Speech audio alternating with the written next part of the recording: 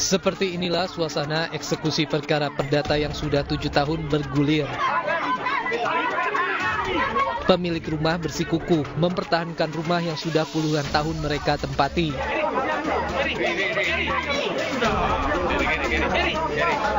Perkara ini dimulai saat Usman menggugat Aidil yang merupakan saudaranya.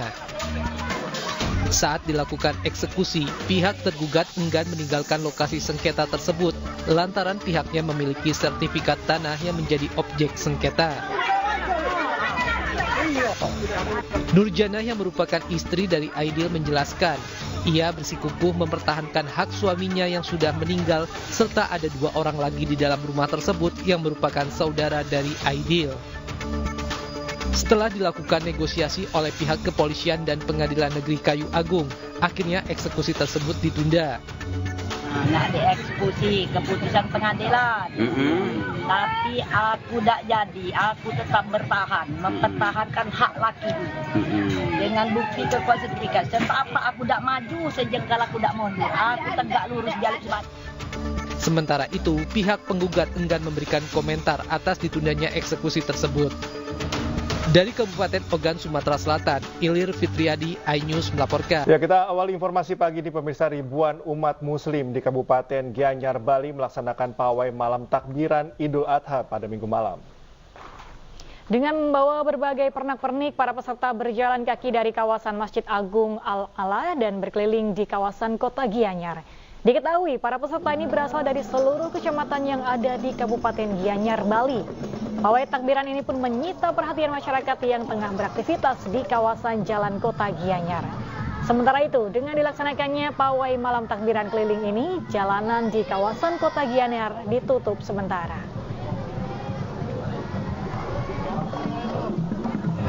Sementara itu, pemirsa, di Kota Serui, Kabupaten Kepulauan Yapen, Papua, meski sempat diguyur hujan, nampak masyarakat muslim ramai menggelar pawai takbiran Idul Adha pada Minggu malam. Diketahui pawai dimulai dari depan Masjid Agung Darussalam ini diikuti oleh masing-masing perwakilan dari seluruh masjid di Kabupaten Kepulauan Yapen. Guna mengamankan situasi takbiran Idul Adha malam ini, puluhan personel Polres Kepulauan Yapen dikerahkan. Pihak Polres Kepulauan Yapen melakukan pengamanan malam takbiran menjelang Hari Raya Idul Adha 1445 Hijriah tanggal 17 Juni tahun 2024. Tadi telah dilepas oleh Bapak Pejabat Bupati Kabupaten Kepulauan Yapen untuk rangkaian kendaraan yang melaksanakan malam pawai takbiran Idul Adha.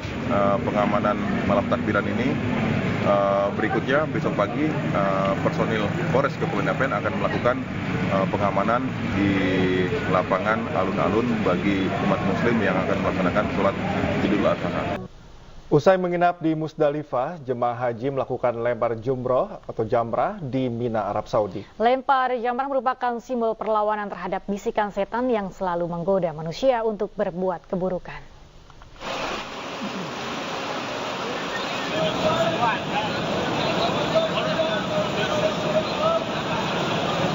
Usai wukuf di Arafah dan menginap di Musdalifah, jemaah haji melakukan lempar jumroh di Jamarat Mina, Arab Saudi. Termasuk ribuan jemaah haji undangan Raja Salman dari berbagai negara.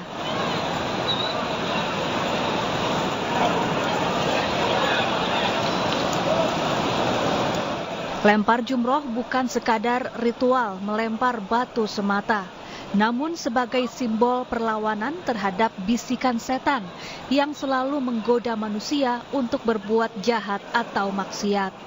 Lempar jumroh pertama kali dilakukan Nabi Ibrahim yang digoda setan saat hendak menyembelih anaknya Nabi Ismail. Kala itu Nabi Ibrahim melemparkan batu ke arah pilar demi menghalau ajakan setan untuk tidak melaksanakan perintah Allah. Setiap lemparan batu kerikil diarahkan ke tiang sebanyak 7 kali. Sebelumnya batu-batu ini mereka kumpulkan saat mabit atau menginap di Musdalifah. Dari Mina, Arab Saudi, Michela Andrianto, iNews melaporkan. Dan pemirsa, untuk mengetahui informasi terkini Haji 2024, kita sapa rekan Suhud Nur Fadli yang berada di Mina, Mekah, Arab Saudi. Assalamualaikum, selamat pagi waktu Jakarta. Suhud, apa rangkaian ibadah haji saat ini di sana? Waalaikumsalam Galuh. Selamat malam atau tepatnya dini hari waktu Mina, Arab Saudi, Galuh. Dapat saya laporkan bahwasanya saat ini saya sedang berada di pos 2 kesehatan Mobile Crisis Rescue petugas haji Indonesia yang berada di lantai 3 Jamarat.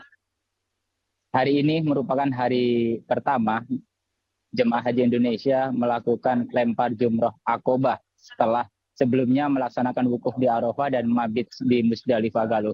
Dan bagi jemaah haji Indonesia nantinya akan melaksanakan mabit atau bermalam di Mina setelah melakukan lempar jumroh Aqobah untuk melanjutkan dengan lempar jumroh Ula, Wusta, dan Aqobah.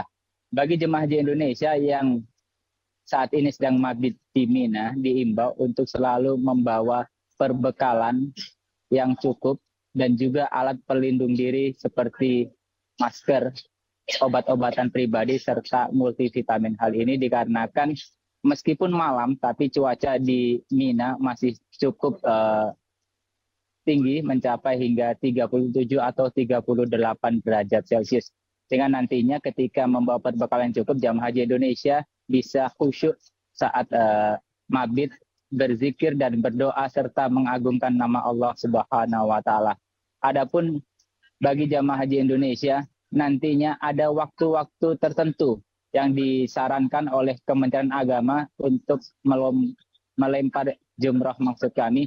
Di antaranya adalah tengah malam sampai dengan pagi menjelang atau sekira pukul 12 hingga pukul 5 pagi. Hal ini dikarenakan situasi di Jamarat tempat melempar jumroh cukup lengang sehingga aman, atau ini semua ditujukan bagi kemaslahatan jemaah haji Indonesia. Karena jika melempar jumrohnya di waktu pagi sekira pukul 5 sampai dengan pukul 10 atau sampai dengan pukul 2 siang hari, pergesekan atau benturan antar jemaah Indonesia dengan jemaah luar negeri sangat keras sekali karena perbedaan postur fisik dan juga tenaga serta yang lainnya, Galuh, sehingga jemaah haji Indonesia kemungkinan akan susah untuk bisa melakukan lempar jumroh. Selain itu dapat saya laporkan juga bahwasanya jamaah haji Indonesia nantinya setelah melakukan lempar jumroh Ula, Wusta, dan Aqobah serta mabit di Mina akan menjalankan tawaf ifadah atau tawaf wada, tawaf terakhir sebelum meninggalkan kota Mekah untuk menuju ke kota Madinah bagi jamaah haji gelombang kedua. Sedangkan bagi jamaah haji Indonesia gelombang pertama nantinya akan langsung berpulang ke tanah air mulai 22 Juni mendatang dari Bandara Madinah atau Bandara Jeddah, Galuh. Bagi jamaah haji Indonesia nantinya setelah melaksanakan prosesi haji diimbau untuk tidak membawa air zam-zam saat kepulangan ke tanah air karena air zam-zam akan diperiksa oleh pihak maskapai dan dikeluarkan dari koper. Dan jatah air zam-zam bagi jemaah haji Indonesia nanti akan diberikan saat kedatangan di embarkasi seberat 5 liter per jemaah, Galuh. Ya, Suhud, selain mengalami perbedaan porsi tubuh sehingga ada waktu tertentu untuk melaksanakan lempar jumroh, apa saja kendala yang dihadapi oleh jemaah Indonesia di sana? Ya, jemaah Indonesia mengingat luasnya area Mina ini diimbau untuk selalu selain memperhatikan dan membawa bekal juga memperhatikan akses keluar masuk terowongan dan juga ke maktab masing-masing jemaah karena rata-rata di hari pertama ini masih ada belasan jemaah Indonesia yang kesasar atau tidak tahu arah pulang. Beruntung ada banyak petugas haji Indonesia yang tersebar di titik-titik persimpangan jalan yang nantinya bisa membantu jemaah Indonesia yang tersasar atau kelelahan sehingga bisa dirawat di pos kesehatan, salah satunya seperti yang ada di belakang saya ini, pos kesehatan 2 Mobile Crisis Rescue, di mana ada beberapa jamaah yang tengah dirawat akibat kelelahan saat melakukan lempar jumroh, Galuh. Ya, baik, rekan Suhud melaporkan langsung dari Mina, Arab Saudi. Terima kasih, selamat bertugas dan juga selamat beribadah. Pemirsa, Presiden Joko Widodo dijadwalkan akan melaksanakan sholat Idul Adha 1445 Hijriah di Semarang, Jawa Tengah. Sejumlah persiapan pun telah dilakukan oleh berbagai pihak.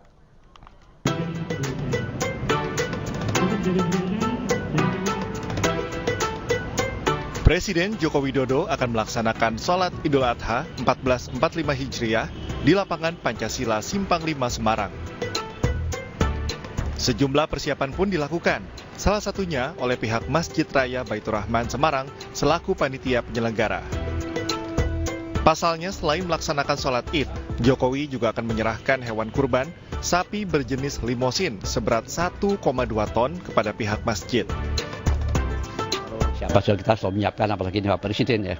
Nah, kita persiapkan segala macam dan kita sudah rapat dengan staf kepresidenan sudah 2 kali.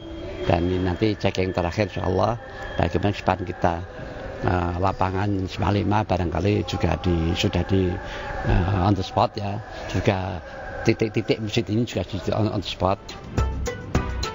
Sementara terkait pengamanan juga sudah dipersiapkan oleh pihak kepolisian, khususnya Polda Jawa Tengah. Ratusan anggota kepolisian sudah disebar di beberapa titik di wilayah Semarang. Saat ditanya adalah Kodam Diponegoro, Polda Jawa Tengah sebagai wakil. Sebaran anggota sudah kita sebar 325 khusus untuk wilayah Semarang, dengan rincian kegiatan khusus untuk sholat Id di daerah Simpang 5. Kemudian di seluruh penggal sudah kita laksanakan, termasuk tadi dipimpin oleh Dandim untuk apel. Rencananya sholat Idul Adha di kawasan lapangan Pancasila Simpang 5, Semarang akan dimulai pada pukul 6:15 waktu Indonesia Barat. Dipimpin oleh Imam Kiai Haji Zainuri Ahmad dan yang bertugas sebagai khatib ialah Ketua KPU Hashim Asyari. Dari Semarang, Jawa Tengah, Yasmin Atania, Dede Rudi, iNews melaporkan. 1 hari jelang pelaksanaan Idul Adha, sejumlah persiapan dilakukan di Masjid Istiqlal, Jakarta. Selain pembersihan sejumlah area, pengamanan dan sterilisasi akan dilakukan sejak pukul 2 dini hari. Selain itu, pengelola Istiqlal juga telah menyiapkan area karpet tambahan dan kursi bagi difabel. Sejumlah pejabat dan tokoh publik akan melakukan ibadah sholat Id di Masjid Istiqlal. Salah satunya adalah Wakil Presiden Ma'ruf Amin beserta istri yang rencananya akan hadir untuk melaksanakan sholat Id. Sementara untuk pemotongan hewan kurban akan dilakukan di Masjid Istiqlal pada Selasa 18 Juni mendatang. Jumlah hewan kurban yang diterima adalah 34 ekor sapi dan 10 ekor kambing.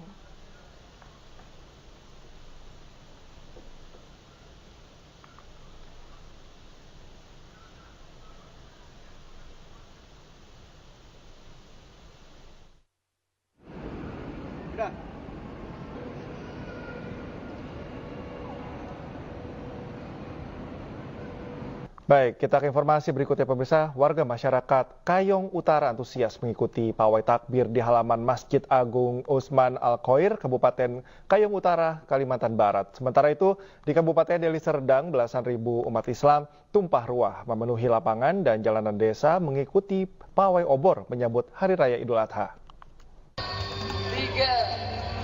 Bismillahirrahmanirrahim. Allahumma sholli ala Muhammad.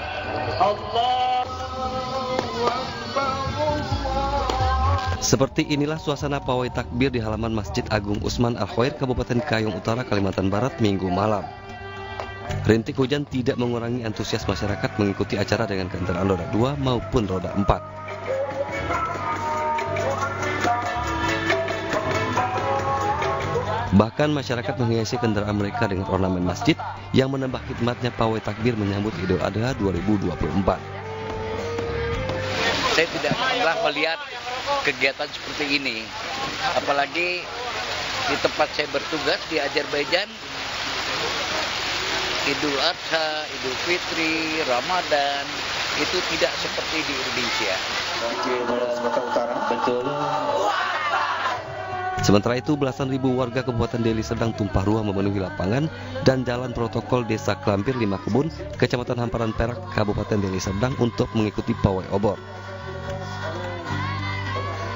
Sambil membawa obor, mereka menggemakan takbir sebagai kebahagiaan atas datangnya Hari Raya Idul Adha 1445 Hijriah.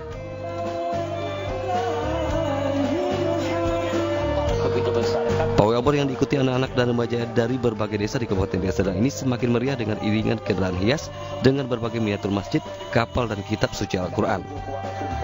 Dari Kabupaten Kayong Utara, Kalimantan Barat, dan Deli Serdang, Sumatera Utara, Rosi Yulizar, Said Ilham, Ainus melaporkan.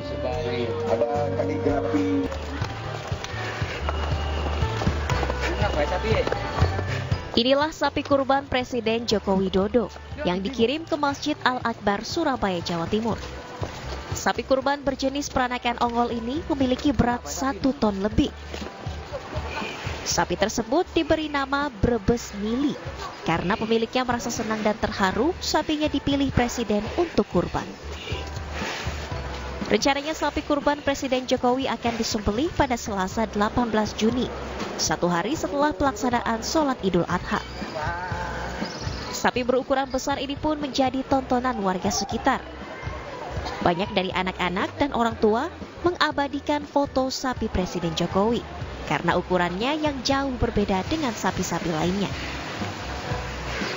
Di tahun 2024 ini bertepatan dengan 1445 Hijriah, Presiden Jokowi kurban sapi jenis peranakan Ongol, usianya 5 tahun, kemudian beratnya 1010 kg. Sapi ini hasil peternak Bapak Teguh dari Kabupaten Lamongan. Selain sapi kurban milik Presiden Joko Widodo, Masjid Nasional Al-Akbar Surabaya juga mendapatkan sumbangan sapi kurban dari Hovifah Indar Parawansa serta jajaran Forkopimda Jawa Timur. Hingga saat ini total ada 26 ekor sapi dan 40 ekor kambing kurban di Masjid Nasional Al-Akbar. Dari Surabaya, Jawa Timur, Rahmat Ilyasan, iNews melaporkan.